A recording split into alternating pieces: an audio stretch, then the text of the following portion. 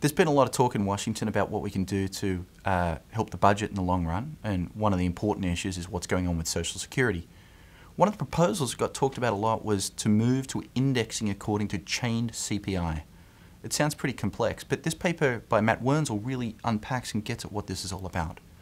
So when you retire and you get a certain monthly payment from Social Security. As you go on, that payment could go up through time, or it could remain flat, or it could even decline. The government could choose which it thought was most important. And so the proposal was that maybe we should reduce the rate at which we increased nominal Social Security payments through time.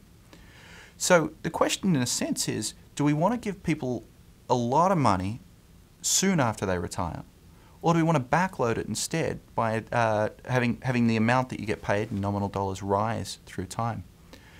And as with anything, it turns out there's an important trade-off. So one of the key ideas of Social Security is to make sure that if you live longer than you expect, you accidentally find yourself then alive at 85, and good luck to you if you do, that you haven't outlived all your money.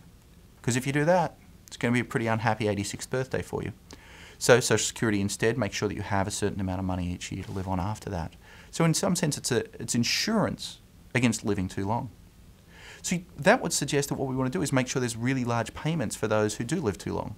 We want to backload Social Security payments. That sounds like it makes sense, except as with everything in economics, there are important distribution or consequences. It turns out that people most likely to live to be 85 or 90 or 95 are the rich.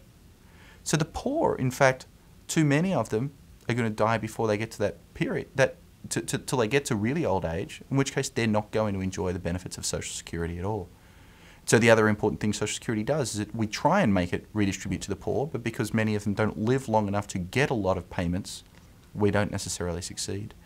And so what Matt does in this paper is tries to evaluate these policies and tries to think through, if you had different views about how important is it to insure you against living too long versus making sure that we get enough money to poor who may not have that longer life expectancy, what's the right proposal? And it turns out that the optimal proposal ends up surprisingly looking a lot like President Obama's proposal, which is to bring a lot of the money up front so that the poor can get it soon after retiring, but also allow supplements. So if you happen to live a heck of a long time, then we'll increase the amount we'll give you if you happen to get there.